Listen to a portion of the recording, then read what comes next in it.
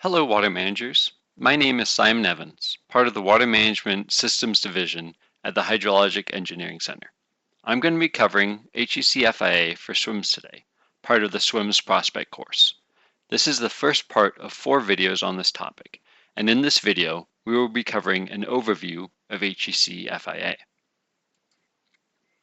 The overall objective of this lecture is to identify basic concepts of using HEC-FIA to estimate potential flood impacts in real time.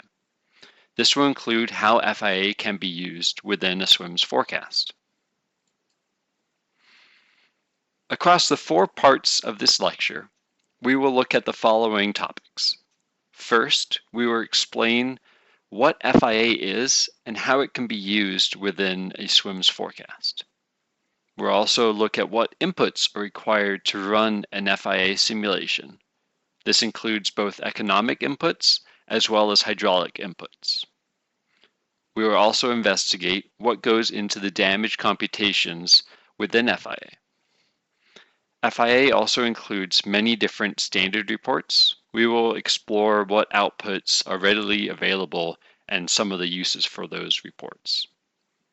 Finally, we will conclude with an introduction to calculating flood damages reduced using FIA within SWIMS. This is a function required by each USACE water management office on a yearly basis for each reservoir and levee. So, what exactly is HEC-FIA? It stands for the Hydrologic Engineering Center Flood Impact Analysis. This is a single event model.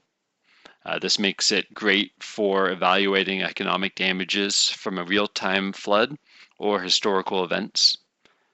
While other economic tools are frequency-based, the single event nature of FIA allows for the integration within SWIMS forecast and watershed. FIA supports many different damage methodologies. These include structure damages and the content and cars damages associated. It also includes life loss estimations, agriculture damages such as crops and acreage flooded.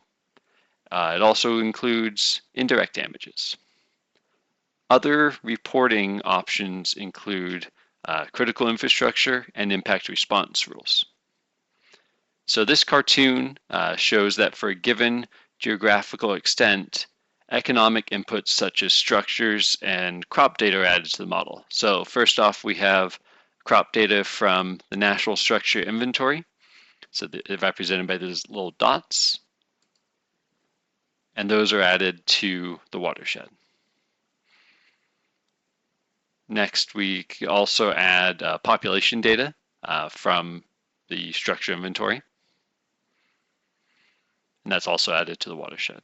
Next, we have crop data from the NASS, which is the National Agriculture Statistics Survey. And we can add that to the watershed and the FIA model.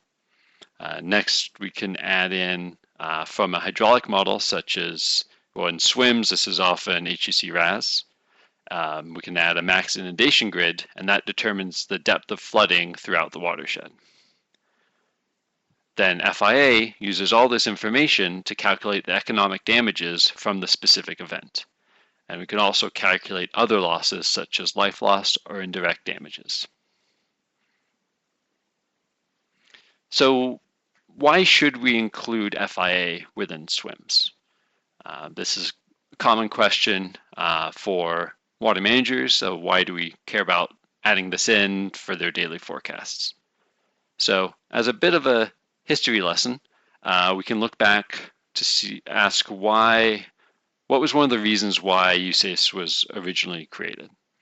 One of these reasons was to contribute to military construction and works of a civil nature.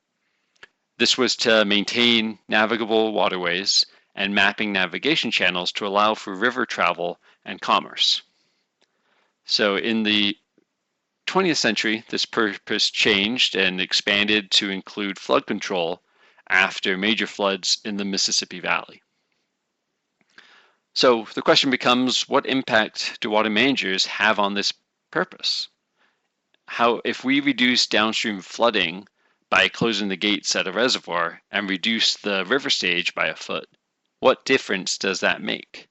How does that impact the purpose of USACE? So SWMS can help answer these questions, and FIA can help as well. And we can also answer questions such as what damages were prevented by the operation of the reservoir during the event. So not only is reporting on flood damages reduced required, and we'll get into that in the fourth part of this lecture, but it's a great way to show the benefit to the nation of USACE reservoirs. So by creating press releases after flood events and getting the information out, we can highlight the damages prevented using SWMS forecasts and FIA results. So USACE can inform the public on the benefit of our projects and what benefit they provide to the nation. This concludes the first part of the HEC-FIA in SWMS lecture. If you have any questions about our software, need some help, or are looking for additional training, check out these links. They can also be found in the description below. Thank you for your time.